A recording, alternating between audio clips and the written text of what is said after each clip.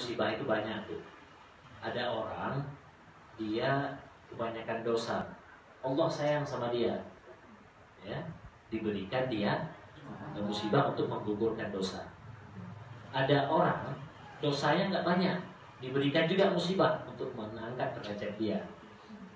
Ada orang nanti ada dosanya banyak, bukan musibah namanya, itu bala namanya. Karena dia kacau sekali orangnya, marah Allah. Dulu sudah ada musibah-musibah kecil, dia nggak ingat, dikasih bala terus. Ada orang misalnya sudah datang bulan kurban, musim kurban, ya, nggak mau dia berikan kurban, mau beli motor baru dulu. Ternyata sehari setelah hari tasyrik berakhir, motornya pun dicuri orang.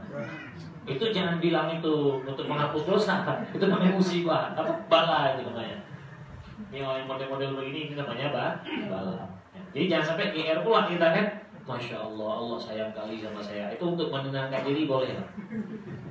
Tapi ingat, tapi lebih banyak model tadi. Biasanya Allah memberikan kita sakit ya, terutama itu untuk menggugurkan dosa-dosa. Itu hadisnya sahih Bapak Ibu. Jangan pikir nanti untuk penghibur angin surga, bukan, itu beneran. Ya, jadi untuk menggugurkan dosa-dosa.